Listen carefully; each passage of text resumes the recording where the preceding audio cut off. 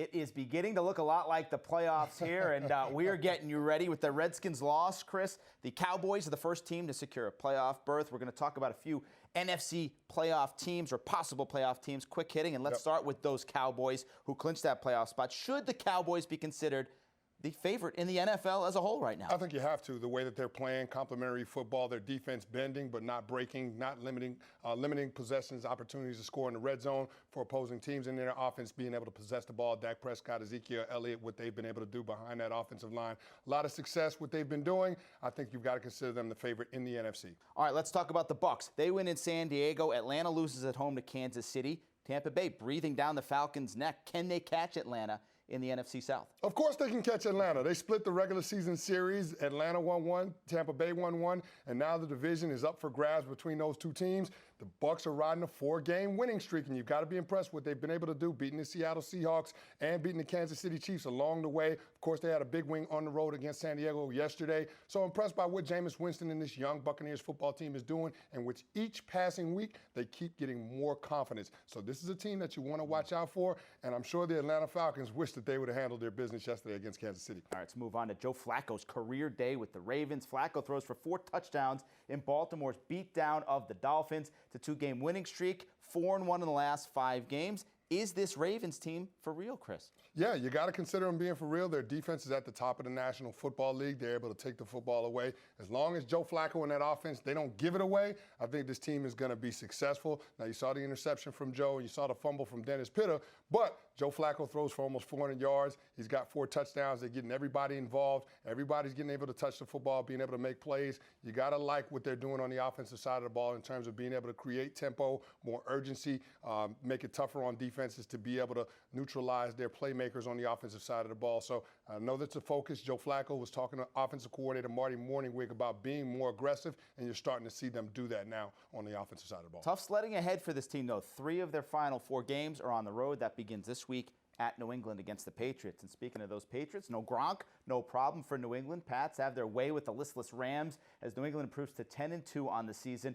Chris, what did we learn about how New England's going to move forward without Gronkowski in their lineup? We learned that it's not going to be much of a problem for Bill Belichick and offensive coordinator Josh McDaniels. They were explosive yesterday against a pretty good front 7 in the Los Angeles Rams on the defensive side of the ball. So they're being able to spread the ball around to guys like Deion Lewis, Martellus Bennett, Danny Amendola, Julian Edelman, Chris Hogan. They've got a lot of weapons on the offensive side of the ball. They can adapt their system to be able to take advantage of the deficiencies of their opponents. That's something that Bill Belichick does very well. He doesn't ask his players to do things they're not good at. He only wants to accentuate the positives when it comes to their skill sets, and you continue to do that, and you saw that yesterday. Speak about deficiencies. Well, let's talk about the L.A. Rams. Yeah.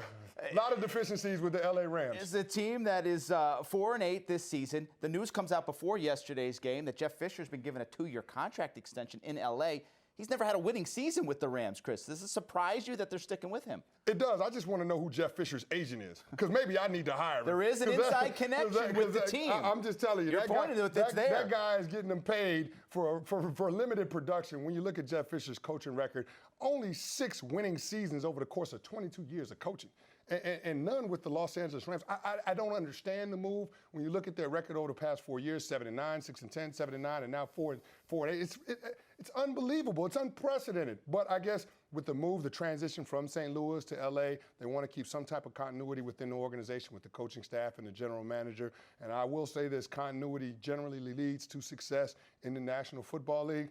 But you got to have some type of production on the field. And right now, Jeff Fisher's production is lacking in terms of being a head coach in the NFL. And he's upsetting one of the greatest Rams of all time, in Eric Dickerson, who wasn't given passes to get into a recent game because he was critical. Eric Dickerson to stay away?